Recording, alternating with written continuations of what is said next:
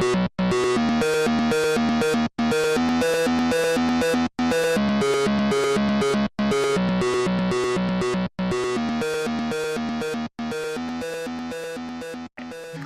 welcome back to the Game Smash podcast. As always, I'm your host, William Liberty, and with me is... Fuad Muhammad Yusuf.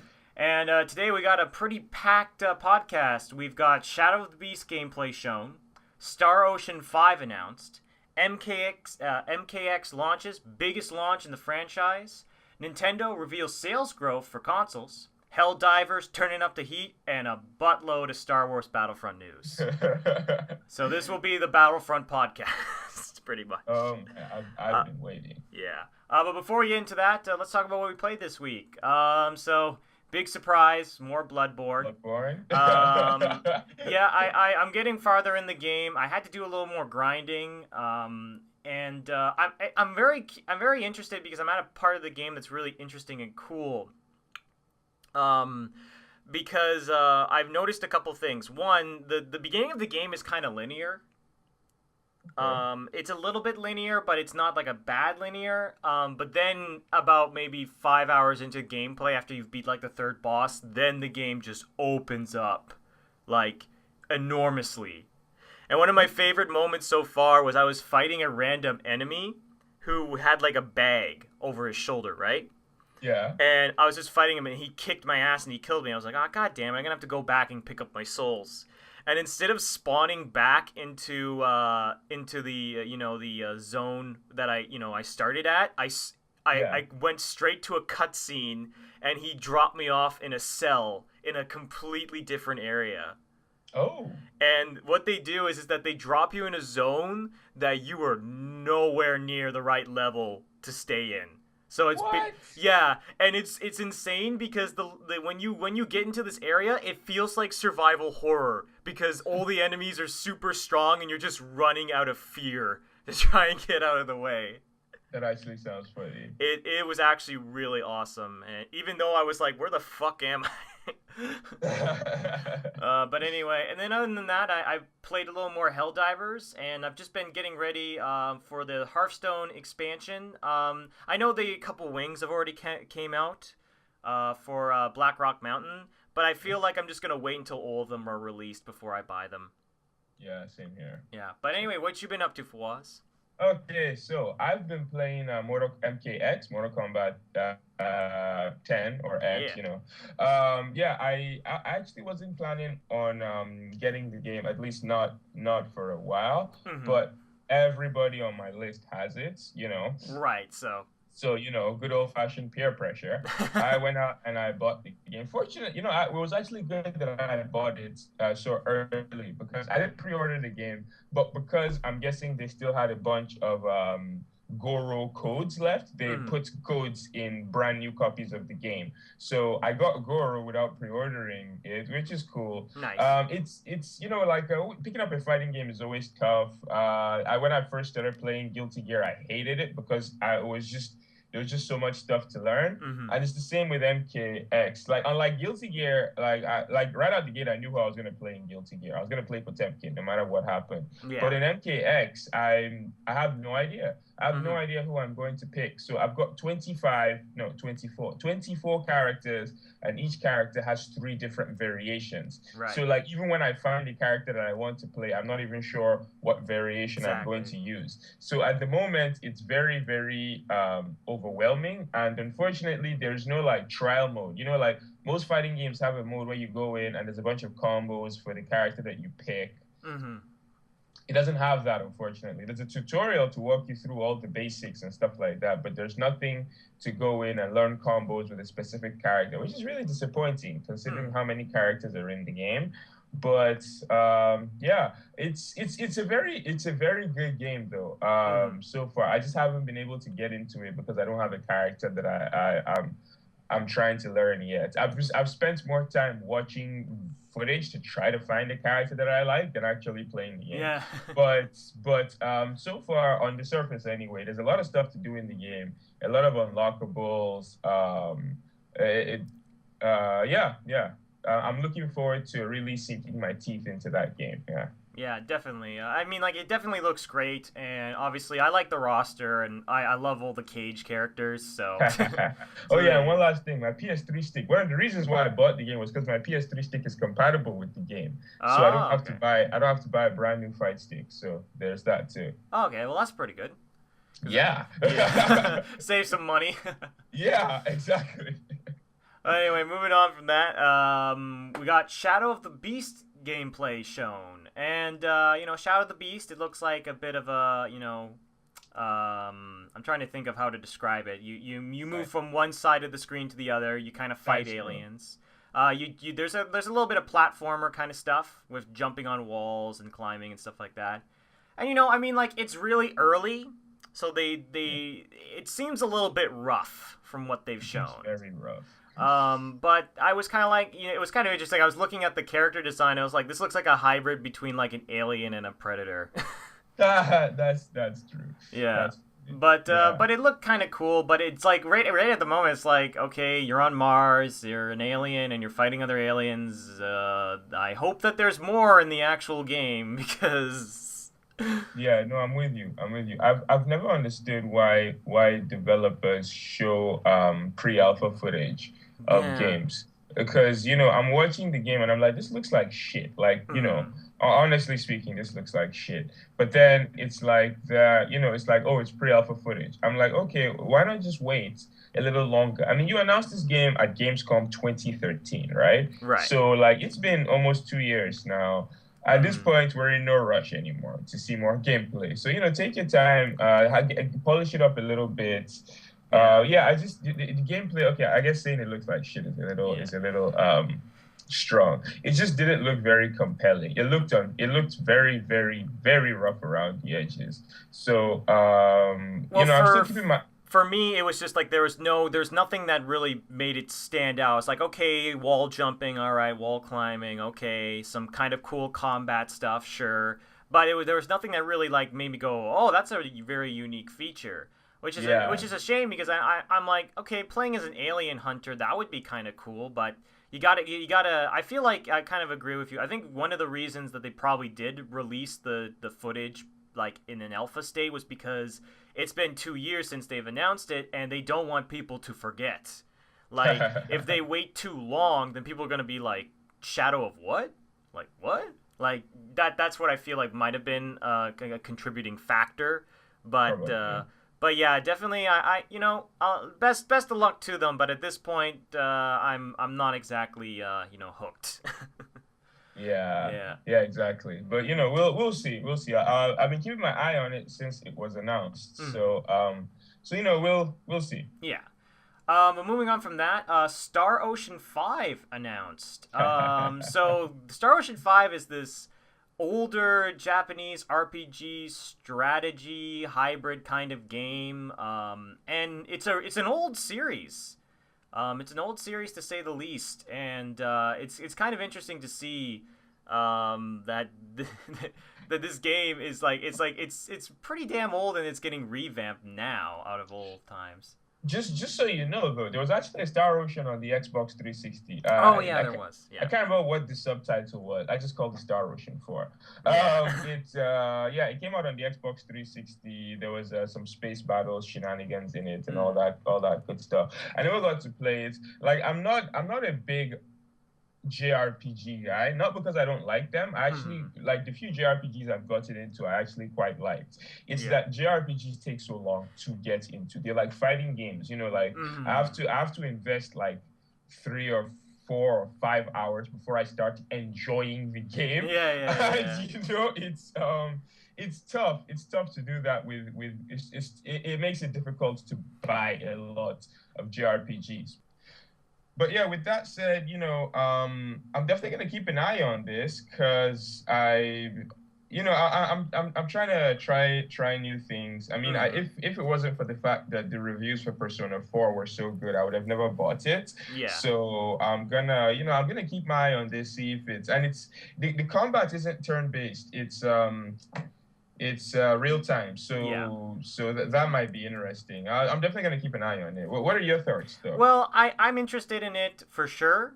But I think that what's drawing me is that I don't know. You know what it is? I haven't had a space RPG, dumb space adventure, game in a Uh, really long time since like Mass Effect. uh, So I'm kind of looking for something to fill that void while I wait for like other space RPGs. But this could be an interesting contender. that's Um, actually a good point. yeah, because it's like when you think about it, like big sprawling space RPG, we haven't had a lot of those in the last while. So that's the main reason why I'm kind of interested in this. But hopefully it does well, and I'm definitely gonna keep my eye on it for sure. Yeah. But moving on from that, we've already started it, but MK launches, biggest launch in the franchise history. Tons of people are playing online. It seems like a lot of people are picking up MKX. So, Yeah. so what do you think about this, Fawaz? You think it seems rational? Yeah, yeah, it makes like I said, like almost everybody on my friends list has it. It's ridiculous. It's the game, it's the most popular game on my friends list. NetherRealm's games have always been more Capcom's fighting games Mm-hmm. are more respected with fighting with like professional fighting game players, but Mm-hmm. NetherRealm's games have always been more popular with casual people because they add more single player content. They add more stuff for the layman to do, like Yeah. if you bought Ultimate Marvel vs. Capcom 3, all there was to do was practice and play, practice and play. There were no extra modes. The arcade mode was garbage. Mm-hmm. There's no story, nothing like that, right? Yeah, exactly. So for me, that was fine because all I wanted to do was practice and play, right? But for like an average fan, you pick up a game like that, and there's just not a lot of content there for you. But with the NetherRealm game, I mean, you've got the main story mode. They've got these towers. It's pretty much like your old school arcade mode. Mm-hmm. But then they've got like different types of towers. Some of them let you play characters that aren't available yet. Mm-hmm. Like there's a tower where you can play Goro. I have him, but if you didn't pre-order for some reason, you Mm-hmm. could play the tower, play Goro, see what he plays like, see if you like him. There's towers that have different things that affect you, like what's this thing called? The towers, uh, you have to win without jumping or stuff Yeah, like yeah, that. yeah. There's the faction war, which is actually pretty cool. It's actually really cool. I mean, the Lin Kuei, everybody is sucking off the Lin Kuei right now. I think like 80% of the people that bought the game are in Lin Kuei. I'm in Special Forces and we're Yeah. last right now. So, anybody that's listening to this that buys MK, join Special Forces. We need you. We need you. Think of Johnny Cage. Just Think of Johnny Cage. Think of Sonya Blade. We need you people. We need more people. But so there's the faction war, which is really cool. It adds a sense of community. Everything you do mm, gives your faction points. There's a training mode it's okay. mm, And then there's the online as well. And then on top of that, you've still got the stuff for the hardcore fighting game people. So yeah, I'm definitely yeah, for it's sure. yeah, and keep in mind it's only out on PS4 and Xbox One. The Mm, PS3 and Xbox 360 versions aren't even out yet. So yeah. it definitely deserves the success. It's pretty much the point I am getting to. For all I mean they there was a lot of pre microtransaction controversy, but Mm, honestly, the core game has so much content. I don't care. yeah. And I think as far as microtransaction controversy, I think Mortal Kombat is very minimal compared to some of the other games we've talked about on this podcast. Wink, wink, nudge, nudge. As a quick aside, actually, just quickly, I saw an article yesterday talking about how Evolve fell out of the top 100 played games on Steam, Oh yeah. like 2 months after its release, which is kind of sad. But Oh god. yeah, That's just another topic for another that's day. another topic for Yeah. another day. But But yeah, let's I guess moving on from yeah, from moving on one. from Mortal Kombat X to more success, Nintendo reveals sales growth for the consoles. So the 3DS and the Wii U are actually they're getting bigger sales than they ever did in 2014. Yeah, I mean the 3DS is no surprise. That thing practically prints money. Yeah. But the Wii U, apparently 3DS saw like an 80% growth Yeah. from 2014, which is ridiculous. Yes. But the Wii U, if correct me if I'm wrong, the Wii U saw 20%. Yeah, which isn't bad. Which Like, isn't bad, yeah. yeah, What are you? You're the resident Nintendo specialist. What are your yeah. thoughts on this? Well, like I said, this is good. And obviously the 3DS is great, and they've got obviously they made so many different types of 3DSs. That it's like if you want to be really cheap, you can get a 2DS. If you want to be in the middle ground, you can be like a 3DS. Or if you want to just spend a shit ton of money, get the new 3DS XL or a 3DS XL. So there's a lot more variety with the 3DS. With the Wii U, I still think it's a decent console. But there are big problems, and I think the biggest problem is the tablet, and because the tablet was their main feature, right? Yeah. It's like you can leave the room and play your games on the tablet, or if someone wants to use the TV, you can play your games on the tablet, and the tablet's cool, but the battery life on the tablet is abysmal. Like it literally lasts about maybe an hour and a half before you Whoa. have to plug it in and charge it. Like, Whoa. yeah, and especially if you're playing games like for me, like me and my sister, we've been playing Hyrule Warriors. It's like we do a big long session, and it's like, well, you're gonna have to plug it in now. So I mean, there's problems with that, but I think like they said is like obviously it's the games that are saving it, like Super Smash Brothers Wii U, Mario Kart 8, surprisingly like Mario Party 10. Yeah. Even though I heard mixed things about 10, it's still helping save the console. And obviously, I think with weirder titles that are coming out for it, like the SMT Cross Fire Emblem game that I'm kind of interested in, that are coming out later on, there might actually be some potential left for this console. Honestly, though, I would rather them work on something else, or I don't know. It's hard to say. But I guess this is good news. I think good news for Nintendo is nothing bad at all. Yeah, yeah, no, I think it's well deserved. I've given Mm, Nintendo a lot of props on our show for mm, the library they've built up in the past year or so. So yeah. I'm happy to hear this. I still wish Bayonetta 2 was not an exclusive, but that's You're so jealous anyway. that I got to play Bayonetta 2 and you did. Yeah, uh, it's anyway, before I start crying on our podcast, a little uh, a little more good news. mhm. Helldivers. Okay, so for those that don't know, I think I've reiterated this on the show a lot. Helldivers launched and it was completely broken at launch, right? Yeah. The developers released a couple of patches to Mm, fix most of a lot of the minor things, but one of the biggest issues that the game has is that the crossplay still isn't working. We're mm. almost at when did this game come out? Yeah, A couple it's months ago, I think. yeah, Sometime. early March, March 10th. So Yeah. it's well over a month now.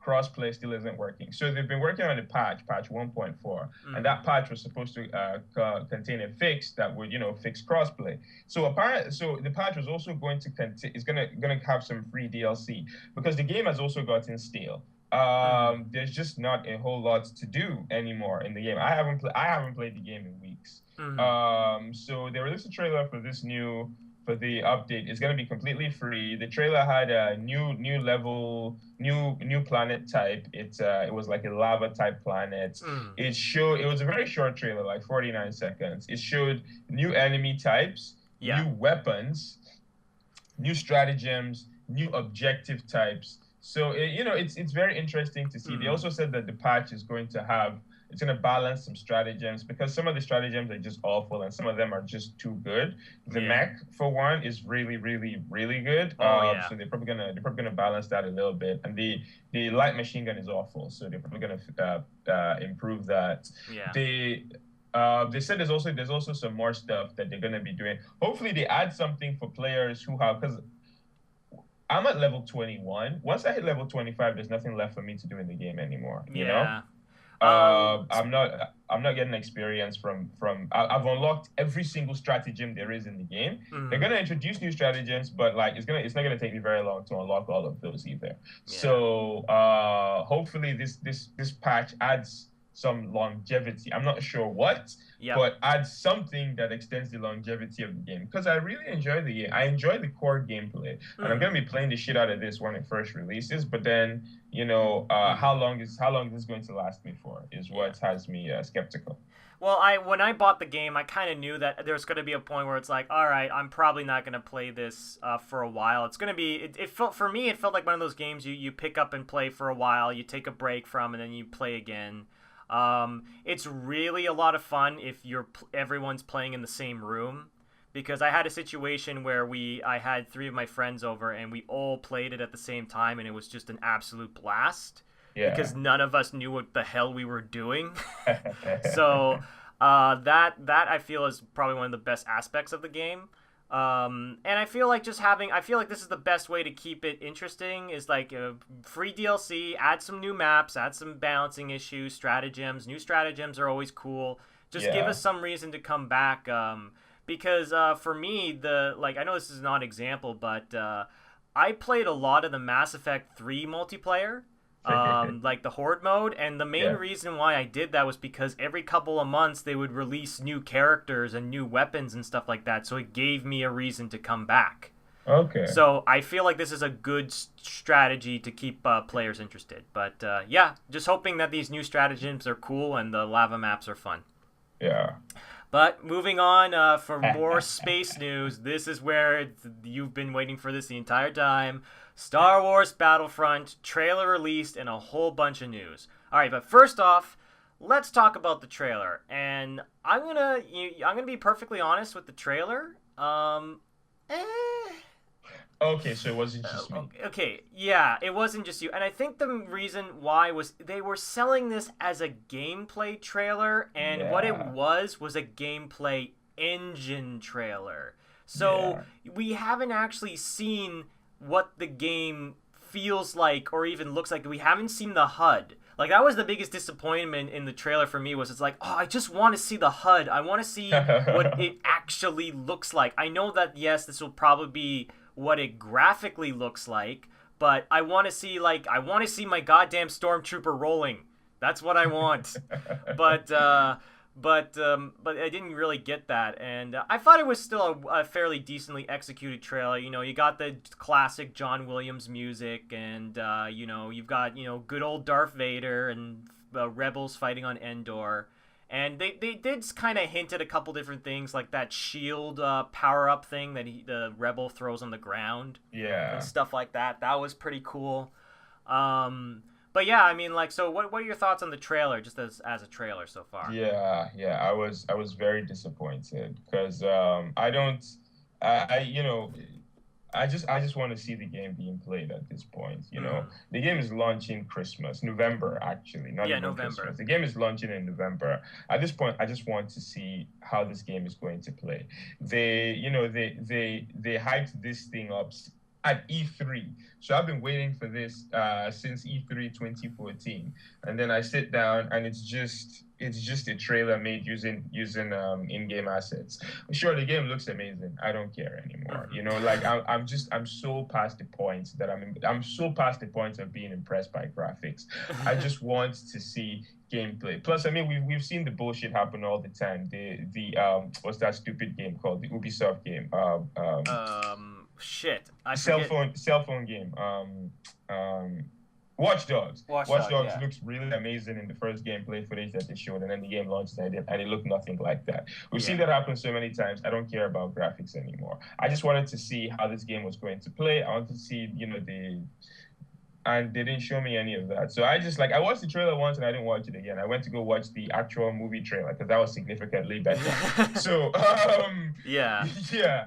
Yeah, but they released some information about the game, which was a little more interesting Yeah. than the actual trailer They itself. they did show apparently actual gameplay footage behind closed doors, so it's like I know there's actual gameplay footage that people were seeing, but it wasn't like publicly shown, which was Yeah, very that's such annoying. shit. But let's go into some of the details that we do know so far. One, no single player campaign. A co-op campaign instead. So this is kind of interesting. I'm a little bit on the fence because I'm glad that there's at least a co-op campaign. that you can play with your friends. But I really did like that single player campaign with that one clone trooper narrating the entire experience. I thought that was like really really cool. Okay. But I don't know. I think a co-op campaign could be just as fun.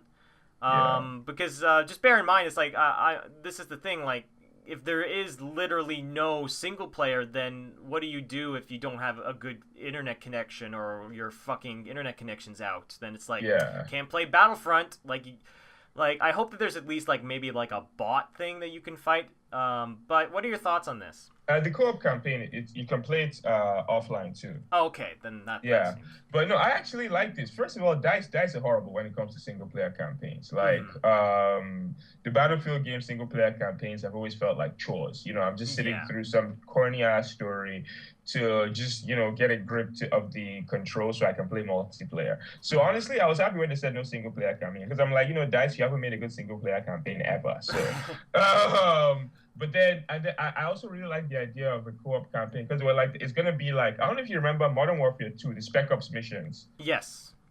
They said it's gonna be they didn't compare it to that, but the description that they gave sounded a lot like the Spec Ops missions. I loved the Spec Ops missions. Oh yeah, those Spec Ops missions were great. Yeah, so if it's something like if it's anything like those Spec Ops missions, I'm so excited because that sounds more interesting to me. Another thing is that do we really want to sit through a single player campaign retelling the stories of the prequels of the original trilogy again? Probably not. We know this stuff like the back of our hands, so there's no for me, I actually really like this. I actually really like this. One thing that they announced that I wasn't sure about was no space battles. Yeah, that I'm a little bit disappointed in because I really did like in Battlefront 2 those cruiser to cruiser dogfights. Like those were amazing and blew my mind at the time. So I was a little bit disappointed to hear that they're not going to be in the game. But that being said, it's not. I don't think that's exactly their strong suit. Like DICE is known for the Battlefield series, so I guess it kind of makes sense to maybe just focus on the ground combat and make that a little bit more deeper. But I don't know. I'm a little bit disappointed to see no space battles, but it kind of makes sense because clearly it wouldn't be one of their strengths. Here's the thing, though. There's no space battles at launch. It's something that they could easily add down the line. I mean, the assets are in the game. The X-Wings are in the game. TIE fighters are in the game. So, like, they could... I'm pretty... Like, if they... I'm pretty sure it's something that they can still add. They can add after launch. Okay. So, I'm not... I mean, I guess don't... Oh my God! Sorry, I lost my train of thought. One sec. So like, there's still a possibility that there could be space battles, but yeah, like you said, I personally I didn't really enjoy the space battles in Battlefront 2 to be terribly honest. So at first I was like, oh no, and then I was like, wait a minute, I didn't like Battlefront 2 space battles. I mean, so I just shrugged and I was like, oh well. If they don't feel comfortable putting space battles, I'm fine with that. They also said that it's not going to touch the prequel trilogy. So personally, this I'm a little more iffy about. Well, at first I was anyway. And then I thought about it and I was like, what are we really missing? Other than General Grievous, we're not really missing anything from the prequels. Like it's because at the end of the day, it's just a different coat of paint. Yeah, I guess. I think the main reason that it's probably a better idea is like one, it ties into Force Awakens a lot better. Yeah. So it's basically what it is that it's going to give people who haven't actually, like, I know this is weird, but people who haven't actually seen a Star Wars movie are going to be able to see some of the earlier stuff before Force Awakens comes out. Yeah. And they can be kind of introduced to it that way. So I feel like that's probably one of the main reasons why they did. Plus, generally more people like the old, they obviously most people like episodes 4, 5, and 6 more than they like 1, 2, and 3. So it kind of makes more of a marketing sense to just stick with those. So I guess that's probably the main reason why they did it, for those two reasons. But I'm not against it, just as long as there's just a good variety of weapons and maps and classes. Another thing. Oh, speaking of which, actually, there are no classes in the game. Oh yeah, that's right. Yeah, no classes. Which is interesting because they were like that. They want you to be able to just play. You know, they don't want you to. So I'm pretty sure you're gonna have loadouts, right? Yeah. So then you can decide what your quote unquote class is through your loadout, which is pretty much exactly what Call of Duty has been doing for the past 7 years. They actually did do something. I don't think you played this, but there was a Star Wars Battlefront Rebellion or something like that on the PSP. Oh no, I never played that. And it actually did have a similar system to that, where basically you had a certain amount of points that you could give your character, and each thing you gave your character was like a certain amount of points, like 25 points for like an assault rifle, or 50 points for like a rocket launcher, and other little like perks and stuff like that. So maybe it might be something similar to that, because they have kind of experimented with that before in the past. And I think that would be an interesting way to do it, because the most interesting thing about that PSP game was the fact that there's like this point system. And yeah, I'm perfectly fine with that. One other thing, because there's so much news. Oh, yeah. The maximum size is 40. So the multiplayer matches are gonna hold up to 40 people, as much as 40 people, as little as 8 people. Okay. So yeah, it's gonna be 24 people less than your average Battlefield game, but 40 people is still massive. I've never played a game with that many people in it before, so that's going to be that's gonna be something. But then I guess too, because one of the things that I hated about Battlefield, one of the reasons why I could never get into it was because of how big the matches were. Yeah. So you can form a partnership with another player. Yeah. And what this does is it allows you to always see that other player on the mini map, and you can always spawn where that person is. Yeah. So I guess I actually really like this idea, because it adds a personal feel to the gigantic battles, because the battles, 40 people battles can get too big very quickly. Yes. Yeah. The biggest thing is, like, even when I was playing, I forget which Battlefield it was. Battlefield Bad Company was one of the ones that I played. I felt like one of the problems I had was that there was too many situations where it would be like, shit, all right, everyone's fighting on the middle of the map. I'm on the far end of the map, all right. And then I go look for vehicles. Everyone's grabbed the vehicles and drove off into the distance. And I'm just walking. And I'm like, wow, this gameplay is amazing. Yeah, that literally happened to me. Like, the first time I played Battlefield 3, I loaded up the multiplayer. I walked all the way to the middle of the map, got killed, got respawned at the outskirts, and I was like, yep, that's enough of that.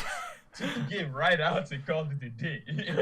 Oh, God. But let's hopefully that won't happen as much with this new system, this new partnership system will help people just get back into the fight right away. Yeah. But overall, I think with everything that they've announced as far as news-wise, it seems pretty promising. But I was surprised to hear that the game is coming out November 17th, for sure. That was a little bit earlier than I thought it would come out. Yeah, exactly. I was surprised as well. I thought it was going to be coming out like Christmas. Yeah. The movie, but I guess this makes sense. However, they do have some DLC that's going to be based around, because the entire game is based on the original trilogy. Yeah. But they're gonna have free DLC coming out December 8th. That's gonna be based on the new movies stuff. So that's actually really interesting, and I'm looking forward to seeing what they do with that. But all in all, I'm impressed with what I've heard. I just wish they had shown actual gameplay. Yeah. But I am impressed with what I've heard. The game is also launching first on the Xbox One. It's going to come out on the PS4 a little later. So, yeah. Oh, well. I guess that shit just is common at this point. It's fine by me, actually. I was not planning on picking the game up at launch, because DICE haven't made a game that worked at launch in a very long time. So I wasn't planning on buying this game when it came out. So then they were like, oh, it's not even going to come out on the console you own. I'm like, well, that's fine.